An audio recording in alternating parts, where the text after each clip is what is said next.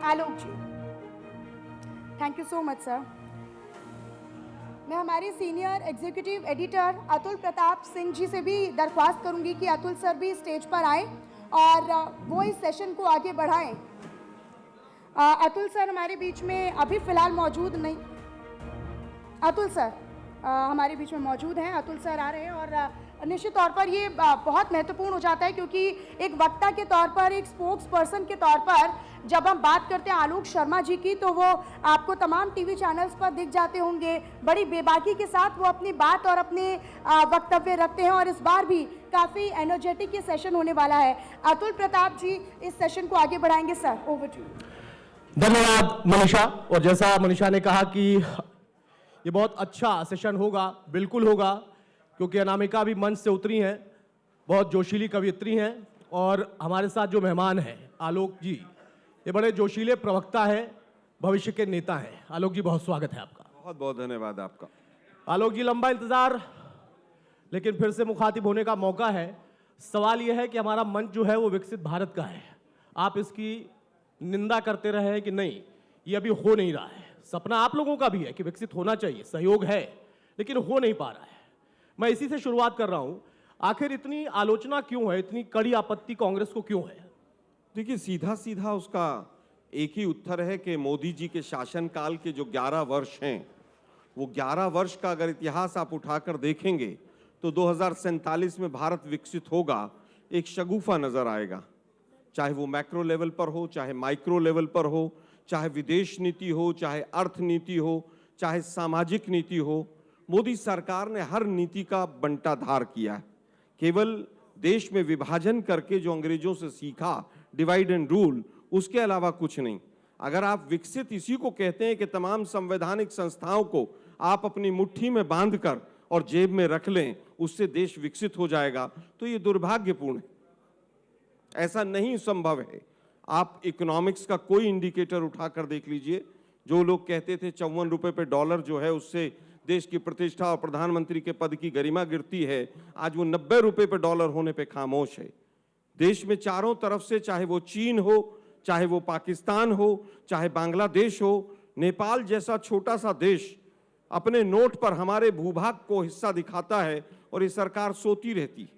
चीन हमारे पासपोर्ट को नहीं मानता है और ये हमारे जो बीजेपी के तमाम लोग हैं और जो आजकल चारण और भाट की भूमिका में बहुत लोग बाजार में घूम रहे हैं, वो कहते हैं कि साहब हमारे पासपोर्ट की बहुत वैल्यू बढ़ गई। दुर्भाग्य ये है कि तमाम नीतियों का बंटाधार अगर किसी सरकार ने सबसे ज्यादा किया है तो वो मोदी सरकार ने किया। अच्छा, आपने विभाजन का जिक्र किया, तो आप लोगों पर आरोप लगता है कि आप विभाजनकारी नीति पे ही चलते रहते हैं। फिर से मैं लौटूंगा उस सवाल पर, लेकिन इसका जवाब चाहिए मुझे कि कांग्रेस पर क्यों बांटने की अभी भी राजनीति करने वाला आरोप लगता है? आप कहते हैं कि तथ्य हम दे रहे हैं, फैक्ट्स हम दे रहे हैं, उसमें भी विभाजन दिखाई देता है। आप लोगों ने SIR का मुद्दा उठाया, उसमें कुछ जगहों पर प्रमाण दिए, लेकिन वहां पर जो प्रामाणिकता आपने दी उसको चैलेंज उन्हीं लोगों ने कर दिया। हरियाणा इसका बड़ा उदाहरण है। ये विभाजन और भ्रम, इन दोनों का आप पर आरोप लगता है, इसका क्या रहस्य है, सच्चाई क्या है? अगर हम गलत हैं फिर तो सुप्रीम कोर्ट भी गलत है।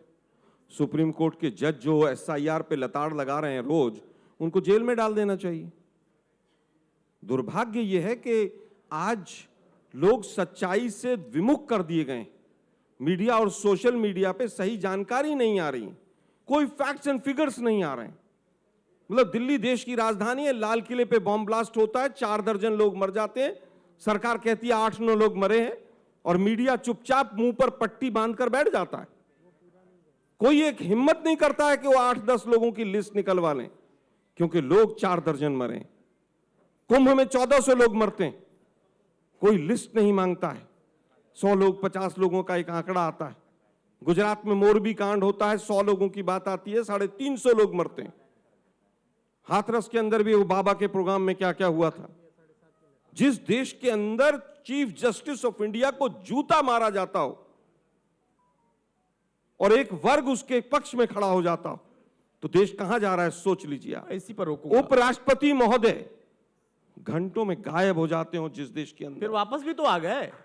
वापस आ गए, वो बड़ा एहसान कर दिया उन्होंने, मोदी जी और ने भेज दिया मुस्कुराते उनको। हुए आए उस हाँ कार्यक्रम हाँ, में, बड़ा मुस्कुराते मोदी जी हुए का आए। बड़ा एहसान है, हाथ जोड़ के नमन है उनको। तो हाथ तो पहले भी जोड़ते थे आलोक जी। दुर्भाग्य ये है कि हाथ जोड़ना तो संस्कार है तमाम हमारे। संवैधानिक में हाथ जोड़ने की बात मैं कह रहा हूं, मैं मोदी जी को हाथ जोड़ के कह रहा हूं कि उन्होंने प्रकट कर दिए वो। आप लोगों को लज्जा नहीं आती शर्म पूछते हो कि वो आ गए, वो गायब हुए, उस पर सवाल नहीं पूछेंगे आप बीजेपी के किसी प्रवक्ता से कि क्यों गायब हो गए वो? क्या 5,000 करोड़ की प्रॉपर्टी मिली थी? क्या कुछ और बड़े कांड किए थे सीकर फार्म में अपने में? आप लोगों की हिम्मत खत्म हो गई। अच्छा, मीडिया वालों से इतनी नाराजगी क्यों मेरी रहती है? नाराजगी मीडिया वालों से नहीं है, मेरी नाराजगी गोदी मीडिया वालों से। अच्छा, उसमें भी विभाजन कर दिया आपने? बिल्कुल है। कैसे? मीडिया चौथा स्तंभ था लोकतंत्र का, उसको खोखला कर दिया बहुत लोगों ने मिलके। बहुत लोग 11 साल के बाद भी आप विपक्ष से सवाल पूछते हैं। एसआईआर में सरेआम ब्राजील मॉडल चल रहा है। 5 लाख वोटर डुप्लीकेट बिहार में एसआईआर के बाद हैं, और आप मुझे विभाजनकारी बता रहे हैं। नहीं, मैं तो कांग्रेस की बात कर मैं रहा हूं। कांग्रेस आरोप से ही हूं, लगता है मैं ये। कांग्रेस से ही हूं। नहीं, मुझे पता है। मैं कह रहा वापस हूं कि- बताता हूं मैं। हाँ, 12 लाख वोटर ऐसे हैं जिनके जो एड्रेस है वो 000 है। आप बताएंगे उसका बूथ कैसे डिसाइड होगा? आप बताइए मुझे। तो अच्छा, ये पहले अगर कैसे एड्रेस होता था? 00 है तो उसका बूथ कैसे डिसाइड ये होगा? ये पहले बताइए मुझे। कैसे होता था? क्योंकि इस पर ज्ञानेश मैं कुमार फिर जी ने कहूंगा जवाब ज्ञानेश दिया। कुमार को छोड़ो, आप मुझे बताओ। नहीं, आप हमेशा ज्ञानेश कुमार आप पर सवाल मुझे करते केवल हैं। एक ये बात बताओ कि जिसका एड्रेस 00 है उसका बूथ कैसे, उसका विधानसभा कैसे डिसाइड होगा? इस सवाल और आपका फादर है। का नाम अगर ABCDEFGH होगा तो वोट कैसे बन जाएगा? आप लोगों के समय में कैसे बनता था जब हम नहीं आप बनाते सत्ता में थे? हम नहीं बनाते थे। तो अभी भी वो कहां बना 1 करोड़ 45 लाख लोगों के लगभग आधार कार्ड इस देश के अंदर बने हुए हैं। उसमें फादर्स नेम भी ठीक लिखा हुआ है और एड्रेस भी लिखा हुआ है। ये डुप्लीकेट वोट हैं, ये जाली वोट हैं, जो ज्ञानेश कुमार गुप्ता जैसे लोकतंत्र के हत्यारे अपने एक माउस की क्लिक से नोएडा की कंपनियों से डलवाते हैं। आप लोग कौन सी दुनिया में प्रमाण जीत है रहे हैं? इसके कि नोएडा से बैठकर वो जिस डलवाते दिन हैं? जिस दिन प्रमाण होंगे, अभी नहीं है, मतलब आप मैं ये फिर कह रहे हैं। कहूंगा, हाँ। जिस चीज का प्रमाण मिलता है इलेक्शन कमीशन भाग जाता है। पहले प्रमाण मिला कि वोट बढ़े तो अब हम सीसीटीवी फुटेज नहीं देंगे। 7% वोट 6 बजे के बाद डल रहा है। सवाल फिर विपक्ष से पूछते हैं आप लोग। नहीं नहीं, मैं इस मैं पर फिर चाहूंगा। कहूंगा, 1 मिनट रुकिए जरा, फिर कहूंगा मैं। फिर कहा गया कि साहब ये ब्राजील मॉडल है, तो अब हम मशीन रीडेबल वोटर लिस्ट नहीं देंगे आपको। क्यों नहीं देंगे भाई? हम विपक्ष से नहीं मिलेंगे, हम सीसीटीवी फुटेज नहीं देंगे। हम क्यों नहीं देंगे भाई? आप 7% वोट बढ़ा देंगे, क्यों बढ़ा देंगे भाई? घुसपैठिए आ गए, घुसपैठिए, अमित शाह जी का पल्लू पकड़ के सारे घुसपैठिए जिस राज्य में चुनाव होता वहां घुस जाते हैं। चुनाव झारखंड में तो सारे घुसपैठिए अमित शाह जी के पीछे पीछे गाड़ियों में भर के वहां चले गए। फिर दिल्ली में था तो दिल्ली में चले गए। अच्छा, उसके बाद अब बिहार में चले गए और बिहार में भी खत्म हो गया। वो वेस्ट बंगाल में बंगाल चले गए। ये आपका आरोप है कि आप बंगाल में अरे भाई, आप केवल ये बता दीजिए कितने घुसपैठिए इस सरकार ने 11 साल में भेजे? मैं आपसे सवाल पूछ रहा हूं। अच्छा, एक नहीं, सवाल आप बताइए ना, इसका उत्तर नहीं, दीजिए। नहीं, अभी जैसे आप निरुत्तर है, हम भी निरुत्तर अरे हैं। भैया आप बताइए अब ना। इसका जब हिंदुस्तान का मीडिया मीडिया निरुत्तर हो नहीं तो अगर तो अगर- सोचिए देश कहां जा रहा है। अब मैं बताता हूं कहां जा रहा है। 5,000 केवल आलोक जी- 5100 लोग भेजे इन्होंने। हाँ, अब आलोक जी, सवाल ये है ना कि हमारे पास संवैधानिक व्यवस्था में जो ऐसे प्रमाण देने के बाद भी, तथ्य देने के बाद भी उसकी सुनवाई ना हो, तो वहां पर एकमात्र विकल्प बचता है कि आप रुख करें न्यायपालिका का। अब यहां पर दो चीजें आती हैं। मीडिया पर इस पर भी आप नाराज हो जाते हैं। आप कहते हैं कि न्यायपालिका में हम क्यों जाएं बार बार प्रमाण देने के बाद भी। और कई ऐसी चीजें हैं, जैसे आपने एसआईआर का जिक्र किया, आपने कहा कि लताड़ लग रही है सरकार को। एसआईआर में आप बिहार में भी गए थे, जब बिहार में था उस वक्त भी आप गए, सुप्रीम कोर्ट गए, आपके बड़े बड़े अधिवक्ता गए, काबिल अधिवक्ता गए। वहां पर दस्तावेजों पर आपकी बात को माना गया, कुछ पॉइंट्स माने गए, लेकिन एसआईआर को लेकर जो आपकी आपत्ति थी उस पर कोर्ट ने क्या कहा? उन्होंने कहा कि आप प्रक्रिया पर आप सवाल खड़े कर रहे हैं। एसआईआर चुनाव आयोग का काम है, वो करा रहे हैं। फिर आपने कहा नहीं, हम प्रक्रिया की आपत्ति नहीं कर रहे हैं, हम तो आपत्ति दस्तावेजों की कर रहे हैं, टाइमिंग की कर रहे हैं, बीएलओज की अब खुदकुशी का या उनकी मौत का कर रहे हैं। आप अपने में ही नहीं भ्रमित हो जाते हैं, या लगता है कि फंस गया विपक्ष वहां पर? मुझे लगता है हम भ्रमित नहीं, भ्रमित आप। हमने प्रक्रिया पर सवाल खड़े किए, हमने प्रोसेस और टाइमिंग। तो विपक्ष बटा हुआ है इस पर, मतलब? नहीं, कोई विपक्ष नहीं बटा हुआ। नहीं, हमने अखिलेश कहते हैं कि नहीं, प्रक्रिया पर सवाल नहीं है। अतुल जी, हमने टाइमिंग और प्रोसेस पे सवाल खड़े किए थे, और वो दोनों चीजें सुप्रीम कोर्ट ने मानी है। और इलेक्शन कमीशन का जो कल पेपर लीक हुआ है, जो व्हाट्सएप यूनिवर्सिटी पे इलेक्शन कमीशन चल रहा है देश का, कि इतने बड़े एसआईआर की अप्रूवल व्हाट्सएप पे हो जाती है, सिटीजनशिप वाले उसमें कॉमा लगा के गायब हो जाते हैं। कुछ पत्रकार अभी भी जीवित हैं इस देश के अंदर, वो चीजें निकाल लेते हैं, निकल रही हैं, भरोसा है। और समय होगा तो फिर निकलेंगी। दुर्भाग्य ये है कि आप पहले इलेक्शन कमीशन ऑफ इंडिया को बनाएंगे, इलेक्शन कमिश्नर्स को, वो मैं अपने घर का आदमी बनाऊंगा, फिर मैं कानून बनाऊंगा कि इनके खिलाफ कोई काम नहीं हो सकता, क्योंकि वो कह रहे हैं कि साहब 2 नंबर के धंधे करवाओगे हम तो फंस जाएंगे, हम जेल चले जाएंगे। बोला नहीं नहीं, हम संसद से तुम्हें इम्यूनिटी दिलवाते हैं, तुम्हारे खिलाफ कोई केस नहीं होगा, तुम्हें से कोई सबूत नहीं मांगेगा, और फिर राजीव कुमार की तरह तुम देश छोड़ के चला जाना, कहीं बसा देंगे दूसरे देश में। ये देश जा रहा है, आप लोग विकसित भारत की बात कर रहे हैं। आप मुझे बताइए कि कितनी बेरोजगारी दर आज है देश के अंदर। आईएमएफ ने परसों ही कहा कि आपका जो बेस कैलकुलेशन है वो गलत है, आप जो जीडीपी कैलकुलेट कर रहे हो तरीका गलत है, हम ट्रिलियन इकोनॉमी हो गए, हम ये हो गए। अरे भाई, आप 10 लोगों की संपत्ति को देखिए कहां से कहां पहुंच गई। गरीबी गरीबी बढ़ती चली जा रही है, अमीर अमीर होता चला जा रहा है। आप कोई इंडिकेटर 2-3 बताइए मुझे कि साहब ये बहुत अच्छा हो गया। हमारे टाइम में पर कैपिटा पर डे पर किसान 32 रुपए आमदनी थी, घट के 27 आ गई। 2022 में सबकी आमदनी डबल हो जाएगी, सबकी छत पे घर होगा, घर पे छत होगा, छत के नीचे नल होगा, नल के नीचे बाल्टी होगी। अरे भाई, कब तक आप देश को गुमराह करते रहेंगे? लाल किले की प्राचीर से आप झूठ बोलकर चले जाते हैं। बिहार में ऐसा क्या हो गया था कि आपको 202 सीटें आ गई? क्या हुआ? केवल और केवल वोट चोरी और इलेक्शन कमीशन का पिट्ठू बनना। ये जिस 2 दिन आपके वोटिंग- आरोप है, आप एक मान मिनट रहे हैं कि इस सुनिए, पर हम आरोप रहेंगे। नहीं है। हाँ। बिल्कुल, मतलब साक्षात प्रमाण है। इलेक्शन कमीशन अकाउंट में 10-10 हजार रुपए डालने की इजाजत देता है। किस दिन? जिस दिन वोटिंग हो रही है। जिस बिहार में ऑन एन एवरेज एक जो कमाने वाला है उसकी एवरेज इनकम मंथली 5,000 है, आप 3 बार ड्यूरिंग द इलेक्शन पैसे डलवा रहे हैं, क्या प्रभाव नहीं पड़ेगा? बिल्कुल, इलेक्शन कमीशन ने पट्टी बांध के रख रखी है। क्या इलेक्शन कमीशन एक भी प्रेस कॉन्फ्रेंस करके आके एक भी सवाल का जवाब देता है? मैंने पूछा है सवाल कि भाई आप 00 एड्रेस लिख रहे हैं, साहब वो लैंप पोस्ट के नीचे सोते हैं वो। ये chief election commissioner of India जवाब दे रहा है। अतुल जी, तो क्या रात को जाकर वो लैंप पोस्ट पे जाके जगा के वोट बनवाई थी उसकी, और अगले दिन वो सड़क के पार जाके लैंप पोस्ट के सो गया, तो उसका वोट आपके कौन से बूथ में डलेगा? 500-500 वोट एक घर पे है बीजेपी के नेताओं के घर पे, क्या वो गलत है? इलेक्शन कमीशन क्यों नहीं एफआईआर करता? बीएलओ 4 दर्जन बीएलओ अपनी जान छोड़ के चले गए और पूरी बीजेपी इलेक्शन कमीशन को बचाने पे लगी रहती। 2 आरोप आपके लगातार है। लोकतंत्र रहेगा तो देश मजबूत रहेगा। 150 करोड़ का देश है, पूरा यूरोप जितना एक महीने में खाता, हम शाम को एक टाइम में खा के सोते हैं। बिल्कुल, लफाजी से और ज्यादा बच्चे वाले और भैंस खोल ले जाएंगे और मंगलसूत्र, इनसे वोट एक क्षणिक तो मिल जाएगा, देश को कुछ नहीं मिलेगा।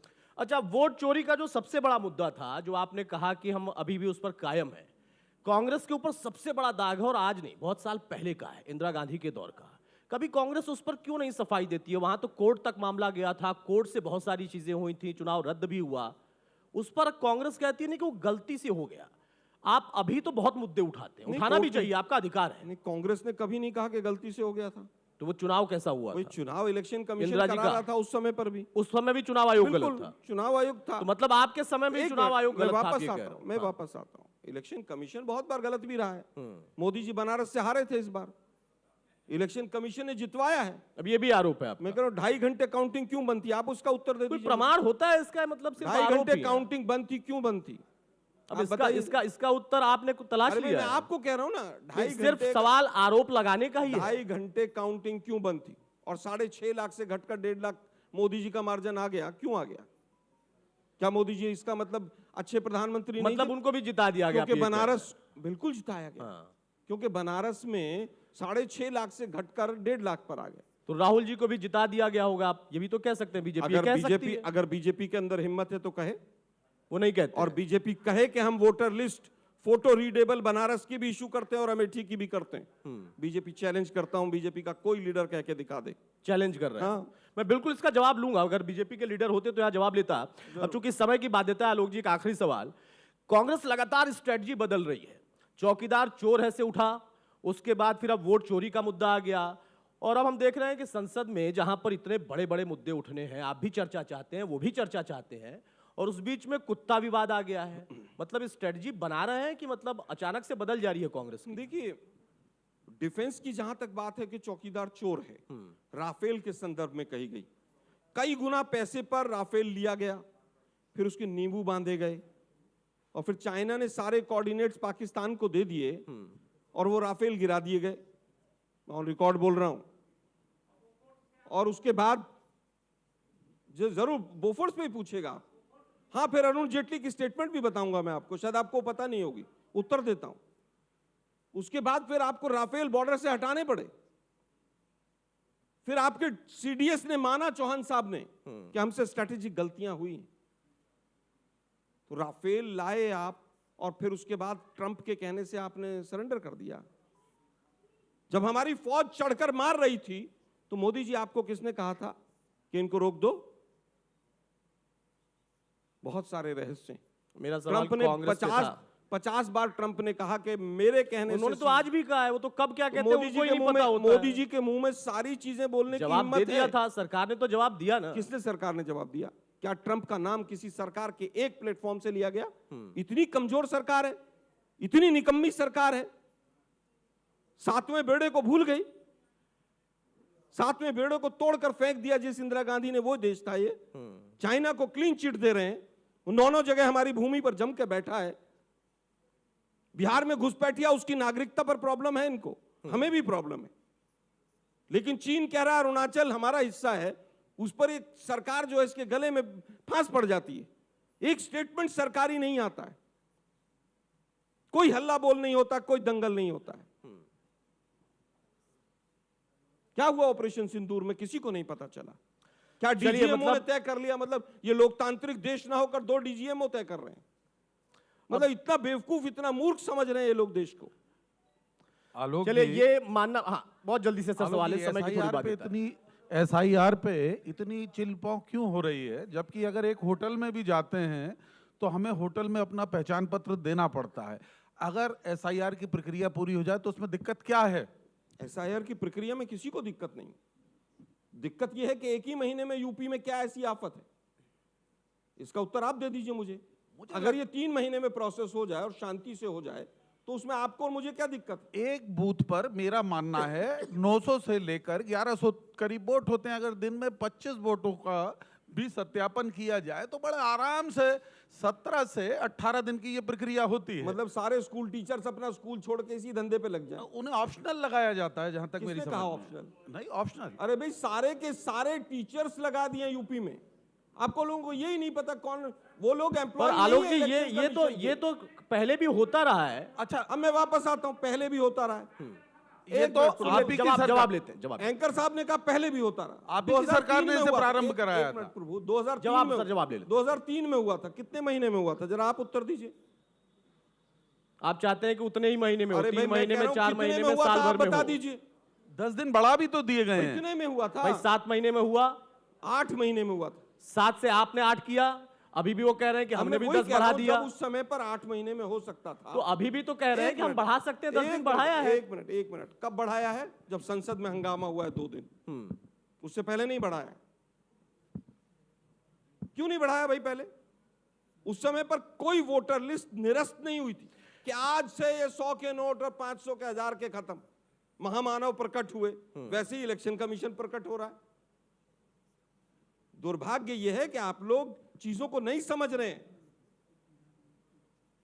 अगर आज सबसे ज्यादा किसी हिंदुत्व का भी नुकसान किया है तो बीजेपी ने किया। यानी ये मान लो आलोक जी, यूपीएससी और एसएससी कब्जा लिए हैं इन्होंने। यूपीएससी का चेयरमैन 15 दिन में रिजाइन देके गुजरात वापस भाग जाता है। वहां मेरे और आपके बच्चे वहां पर तैयारी करके जाते हैं। आलोक जी, मैं ये मानता हूं चूंकि समय की बाध्यता है इसलिए मुझे रोकना है, लेकिन ये बताइए, ये आपका आरोप प्रश्न है, जरूर। बहुत संक्षेप में सर, प्लीज। हाँ, इंदिरा गांधी जी ने 1971 में 97,000 सैनिकों को छोड़ दिया था।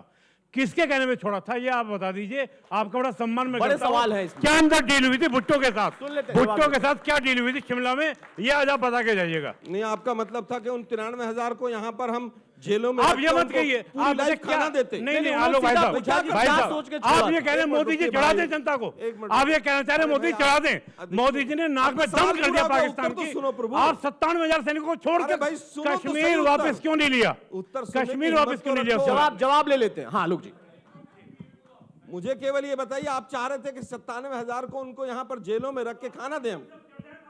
पहली चीज नहीं तो क्या करें? अरे भाई, मोदी जी आए थे। देखिए क्या बात है, क्या देखिए ये mindset जन हो गया भावना है, इन लोगों इसको का। खारिज नहीं करते हैं ये आलोक जन जी। भावना नहीं है, भक्त क्यों? भावना है। ये कैसे हो सकता है भक्त भाई? भावना है ये ये। कैसे हो सकता है? आपके पक्ष में बोल दे तो जन भावना नहीं है। मैं इन भक्तों से डरने वाला नहीं हूँ। अरे आप मत डरिए, मैं लेकिन जो ये भी सच बात है, ये सच भी- बात ये भी बोलूंगा। भारत के लोग हैं, मुझे ये भी लगता नागरिक है हैं। मुझे लगता है इनको 15 लाख भी मिले, 2 करोड़ रोजगार भी अब मिले हैं 15 लाख इनको। का कहाँ से गया? वो तो नहीं जुमला नहीं, था। ये भक्ति इन्हीं की है। लेकिन जो उनका वापस सवाल आता था हूं, उसका एक मिनट जवाब नहीं सुनिए ना दिया। प्रभु। अरे प्रभु सुनिए ना भाई जरा। अरे सुनिए ना भाई, मैं देश की चलिए बात कर आलोक रहा हूं, जी, सुनिए जरा। आलोक जी मैं चाहूंगा थोड़ी सुनिए समय की जरा। बाध्यता है। बहुत शुक्रिया। इतना कमजोर प्रधानमंत्री और इतनी बोगस सरकार कभी जिंदगी में नहीं आई है। ठीक है। जो वोट मांगती है कि भाई हम 6 आलोक महीने जी, आलोक सुनिए जी के जरा आरोपों प्रभु। में हमेशा सुनिए, भार भागिए होता मत, है। भागिए और मत। कांग्रेस लगातार अपने आरोपों पर है। 2024 में वोट मांगा गया कि हम 6 आप महीने 29 के अंदर में देख पीओके लीजिएगा, ले ट्रायल लेंगे। कर लीजिएगा आलोक जी। और पीओके लेने की जगह सरेंडर करके बैठ गए आप। ठीक है, अब भाई नाराजगी नहीं सर, आपका सवाल हो गया, नाराजगी नहीं। आलोक जी सरेंडर अब चूंकि प्रधानमंत्री समय की भक्ति आप पाबंदी है कीजिए, सर, मैं बहुत नहीं शुक्रिया करूंगा। हमारे साथ जुड़ने के लिए, और आपसे सवालों का सिलसिला आगे भी जारी रहेगा। आप ऐसे ही जवाब देते रहिए, आरोप लगाते रहिए, लेकिन मैं चाहता हूं कि कांग्रेस जरूर कुछ चीजों को लेकर प्रमाण के साथ आए ना, तो और बेहतर होगा। लेकिन आपका अधिकार है, लोकतंत्र में आपको यह अधिकार है, आप आरोप लगाइए। बहुत शुक्रिया आलोक जी। थैंक यू, बहुत शुक्रिया आलोक जी, आपने धन्यवाद। अपना बहुत कीमती वक्त न्यूज इंडिया को दिया है और साथ ही कांग्रेस का पक्ष काफी मजबूती के साथ आपने रखा है। अरविंद सर, मैं आपको स्टेज पर बुलाना चाहूंगी। अवंतिका मैम, मैं आपको स्टेज पर बुलाना चाहूंगी। हम एक बुके भेंट करेंगे। बहुत शुक्रिया आलोक सर आपका, आपने अपना बहुत कीमती वक्त दिया।